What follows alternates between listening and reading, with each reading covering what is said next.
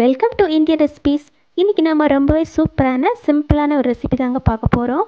வீட்டில் இருக்கிற பொருள் வச்சு இதை நம்ம 10 நிமிஷத்தில் செஞ்சு முடிச்சிடலாம். இது நம்ம ஸ்நாக்ஸாகவும் சாப்பிட்லாம், டின்னராகவும் சாப்பிட்லாம், இல்லை பிரேக்ஃபாஸ்ட்டாக கூட இதை சாப்பிட்டுக்கலாங்க. ரொம்பவே சூப்பரான டேஸ்டியான ஃப்ளஃபியான இந்த பிரேக்ஃபாஸ்ட் எப்படி செய்கிறது அப்படின்னு தான் இந்த வீடியோவில் நம்ம பார்க்க போகிறோம். வாங்க எப்படி பண்ணுறது அப்படின்னு பார்க்கலாம்.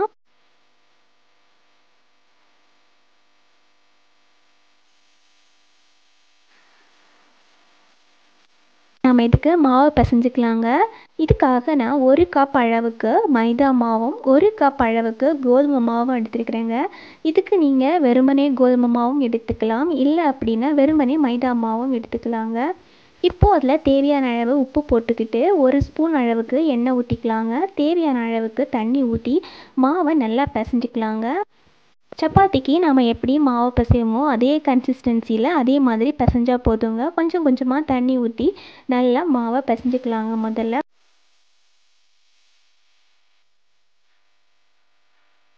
மாவை பிசைஞ்சதுக்கப்புறமா மேலே கொஞ்சம் எண்ணெய் ஊற்றி நல்லா அதை ஸ்ப்ரெட் பண்ணி விட்டுட்டு ஒரு 10 நிமிஷம் நாம் இதை க்ளோஸ் பண்ணி விட்டுக்கணுங்க.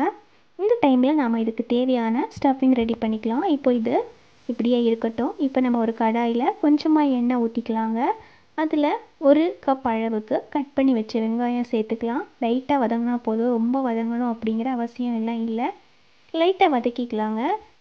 ஸ்டஃபிங் யூஸ் பண்ணுறதுக்காக நம்ம எந்த காய் வேணாலும் யூஸ் பண்ணிக்கலாம். இதில் நான் கேரட்டும் பீன்ஸும் காலிஃப்ளவரும் சேர்த்துருக்குறேங்க. 3மே சின்ன சின்னதாக கட் பண்ணி இதில் சேர்த்துருக்குறேன். முதல்ல இந்த காயெல்லாம் நல்லா வேகணும். அதுக்காக ஒரு 2 டீஸ்பூன் அளவுக்கு இதில் தண்ணி ஊற்றிருக்குறேங்க. இந்த வேக வச்ச காய் கூட இதில் சேர்த்துக்கலாம். முதல்ல இந்த காயெல்லாம் நல்லா வேகணும். இப்போ நம்ம 2 டீஸ்பூன் அளவுக்கு தண்ணி ஊற்றிக்கிட்டோம் இல்லையா, நல்லா மிக்ஸ் பண்ணி விட்டுட்டு ஒரு 2 நிமிஷம் இதை க்ளோஸ் பண்ணி விட்டோம் அப்படின்னா காயெல்லாம் சீக்கிரம் நமக்கு வெந்து கிடச்சிடும். இதில் நம்ம முட்டைக்கோஸ் சேர்த்துக்கலாம், இல்லை உருளைக்கிழங்கு கூட சேர்த்துக்கலாங்க. நம்மக்கிட்ட என்ன காய் இருக்கோ அதை வச்சு நாம் ஒரு சூப்பரான ஸ்டஃபிங் ரெடி பண்ணணுங்க. இப்போ நம்ம இந்த காயெல்லாம் வேக வச்சிட்டோம். இதை வச்சு நம்ம ஸ்டஃபிங் ரெடி பண்ண போகிறோம். இப்போ அதே பேனில் கொஞ்சமாக எண்ணெய் ஊற்றிக்கிறேன். அதில் இருந்த காயெல்லாம் நான் ஒரு பிளேட்டில் ட்ரான்ஸ்ஃபர் பண்ணி வச்சுருக்கிறேன். அதில் இப்போ மசாலா சேர்த்துக்கலாங்க. ஒரு 1/2 டீஸ்பூன் அளவுக்கு கரம் மசாலா, 1 டீஸ்பூன் அளவுக்கு மல்லித்தூள், 1 டீஸ்பூன் அளவுக்கு மிளகாய் தூள் போட்டிருக்கிறேங்க. கொஞ்சமாக மசாலா போட்டாவே இதுக்கு போதும். இப்போது அந்த எண்ணெயில் லைட்டாக நம்ம ஃப்ரை பண்ணி எடுத்துக்கலாங்க. இப்போது இதில் நம்ம முட்டை சேர்த்துக்க போகிறோம். இதில் முட்டை பிடிக்கல அப்படின்னா நம்ம முட்டை சேர்த்துக்க வேணாம். ஆனால் முட்டை சேர்த்துக்கிட்டால் நல்லாயிருக்கும் ஸ்டஃபிங் சாப்பிட்றதுக்கு. இப்போ நான் இதில் 2 முட்டை எடுத்து ஊற்றிருக்கிறேன். இந்த முட்டையை வந்து நம்ம தனியாக ஃப்ரை பண்ண போகிறோம். இந்த மாதிரி முட்டையை வந்து நம்ம தனியாக ஃப்ரை பண்ணி சேர்த்துக்கிட்டோம் அப்படின்னா அந்த முட்டை வாசனை எதுவும் இல்லாமல் அந்த டேஸ்ட்டு வந்து நல்லாயிருக்கும். இப்போ நம்ம தனியாக முட்டையை இந்த மாதிரி ஃப்ரை பண்ணிக்கிட்டோம். இப்போ நம்ம வேக வச்ச காயில் இது எல்லாத்தையும் சேர்த்து மிக்ஸ் பண்ணிக்கலாங்க. மிக்ஸ் பண்ணிவிட்டு ஒரு 2 நிமிஷம் விட்டு வச்சோன்னா நமக்கு வந்து சூப்பரான ஒரு ஸ்டஃபிங் ரெடி ஆகிடும். இப்போ நம்ம வேக வச்ச காயெல்லாம் இதில் கொட்டிக்கலாம். எல்லாத்தையும் கொஞ்சம் மிக்ஸ் பண்ணி விட்டுக்கலாங்க. முதல்லையே நம்ம முட்டையை போட்டுக்கிட்டோம் அப்படின்னா அந்த தண்ணியெல்லாம் சேரும்போது, அதாவது காயிலேருந்து தண்ணி வரும் இல்லையா, அந்த தண்ணியெல்லாம் சேரும்போது அது வந்து ஒரு மாதிரி வாசனை அடிக்கும். ஆனால் இந்த மாதிரி காய் வேக வச்சதுக்கப்புறமா நம்ம வந்து முட்டை சேர்க்கும்போது சாப்பிட்றதுக்கும் நல்லாயிருக்கும். அதே மாதிரி அதில் வந்து எந்த வாசனையும் அடிக்காது. இப்போ நம்ம மாவு பிசைஞ்சு வச்சுட்டோம் இல்லையா, அந்த மாவு வந்து ஓப்பன் பண்ணிக்கலாம். மாவு வந்து நல்லா ஊறி போயிருக்குது. ஒரு வாட்டி அந்த எண்ணெயிலேயே லைட்டாக நம்ம ப்ரெஸ் பண்ணி எடுத்துக்கலாங்க.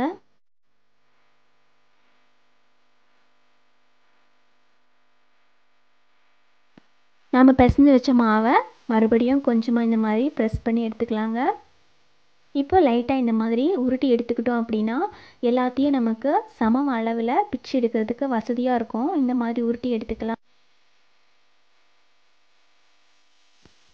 இப்போ அதுலேருந்து ஒரு பகுதியை நான் எடுத்துருக்குறேங்க. எடுத்து இந்த மாதிரி மாவு டஸ்ட் போட்டுட்டு, அதாவது கோதுமை மாவு தான் இதுக்கு யூஸ் பண்ணியிருக்கிறேன், போட்டு நல்லா இந்த மாதிரி சப்பாத்திக்கு போடுற மாதிரி நல்லா இதை தட்டி எடுத்துக்கலாம். நான் பிசைஞ்சு வச்ச மாவுலேருந்து இதே மாதிரி 5 சப்பாத்திங்க எனக்கு பெரிய சப்பாத்திகள் கிடச்சிதுங்க. ஸோ இந்த மாதிரி நம்ம பெருசாக முதல்ல சப்பாத்தியை தட்டி எடுத்துக்கணும். இப்போ நாம் செஞ்சு வச்ச சப்பாத்தியில் மேலே கொஞ்சம் எண்ணெய் நல்லா ஸ்ப்ரெட் பண்ணி கொடுக்கலாங்க. எண்ணெய் நல்லா ஸ்ப்ரெட் பண்ணி விட்டுட்டு இன்னொரு சப்பாத்தி எடுத்து மேலே நம்ம அப்படியே வச்சுக்கணும். மேலே வச்சுட்டு இப்போ அதுக்கு மேலே மறுபடியும் எண்ணெய் நல்லா ஸ்ப்ரெட் பண்ணி கொடுக்கணுங்க.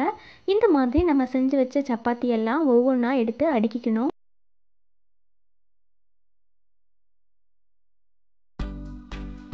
எனக்கு ஒரு 5 சப்பாத்தி இந்த மாதிரி பெருசாக கிடச்சிதுங்க. 5 சப்பாத்தியுமே நான் இந்த மாதிரி எண்ணெய் தடவி அது மேலே ஒவ்வொன்றா இந்த மாதிரி அடுக்கி வச்சுருக்கிறேன்.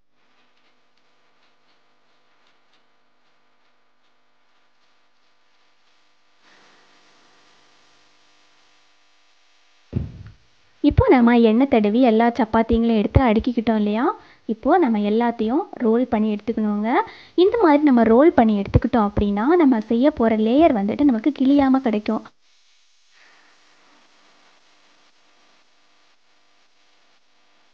இதை ப்ரிப்பேர் பண்ணும்போது நமக்கு வந்து ஒரு ஸ்ட்ராங்கான லேயர் கிடைக்கும்.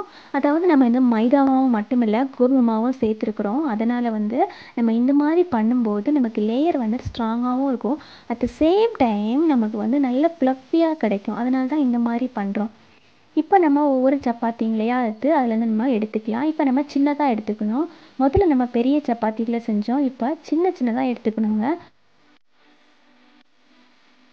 இப்போ ஸ்டஃபிங் வைக்கணுங்க. எவ்வளோ ஸ்டஃபிங் வேணாலும் நமக்கு தேவைக்கு தகுந்த மாதிரி வச்சுக்கலாம். ஏன்னா வந்து நம்ம வந்து லேயர் நல்லா ஸ்ட்ராங்காக க்ரியேட் பண்ணியிருக்கிறோம். அதனால் வந்து நமக்கு கிழியாது. இப்போ இதை நல்லா ஒட்டிக்கணும். நான் வந்து வெறுமனே கை வச்சு தான் ஒட்டியிருக்கிறேன். நல்லா ஒட்டிக்கிச்சு. இதில் வந்து நம்ம சோள மாவு யூஸ் பண்ணி அந்த மாதிரி கூட ஒட்டிக்கலாம். இல்லை தண்ணியை லைட்டாக விட்டு அந்த மாதிரி கூட ப்ரெஸ் பண்ணி எடுத்துக்கலாம். ரொம்பவே அருமையான ஒரு ஷேப் இது. நல்ல சூப்பராக இருக்குது பார்க்குறதுக்கே. ஸோ இந்த மாதிரி நம்ம வந்து முதல்ல எல்லாத்தையும் ப்ரிப்பேர் பண்ணி வைக்கணும். நம்ம செஞ்ச மாவை எல்லாம் இப்போ நம்ம கடாயில் கொஞ்சமாக எண்ணெய் ஊற்றிக்கலாம். கொஞ்சம் கொஞ்சமாக நம்ம இதை வேக வைக்க போகிறோம். அதாவது பெரிய கடாய் இருந்துச்சுன்னா நிறைய ஒரு 3-4 கூட போட்டு வேக வைக்கலாம். என்கிட்ட சின்ன கடாய் இருந்ததுனால நான் ஒன்றுனா தான் வேக வைக்க போகிறேன். முதல்லையே நம்ம வந்து மாவு பிசையும் போது லைட்டாக எண்ணெய் அப்ளை பண்ணிக்கிட்டோம். அது மட்டும் இல்லாமல் நம்ம லேயர் க்ரியேட் பண்ணும்போதும் நம்ம வந்து எண்ணெய் அப்ளை பண்ணோம். அதனால் இது சீக்கிரமே நமக்கு வேகும். வேகிறது மட்டும் இல்லாமல் நல்ல ஃப்ளஃபியாக கிடைக்கும் பாருங்கள். இதுக்கு வந்து நம்ம வேக வைக்கும்போது ரொம்ப எண்ணெய் தேவைப்படாது. ரொம்பவே சூப்பரான ஃப்ளஃபியான ஒரு பிரேக்ஃபாஸ்ட் டின்னர் ரெசிபி நம்ம செஞ்சுட்டோம். ரொம்பவே சீக்கிரமாகவும் செஞ்சுட்டோம். இந்த வீடியோ உங்களுக்கு பிடிச்சிருக்கும் அப்படின்னு நினைக்கிறேன். பிடிச்சிருந்தா லைக் பண்ணுங்கள். மீண்டும் அடுத்த வீடியோவில் சந்திக்கும் வரை பாய் பாய். தேங்க்யூ ஃபார் வாட்சிங்.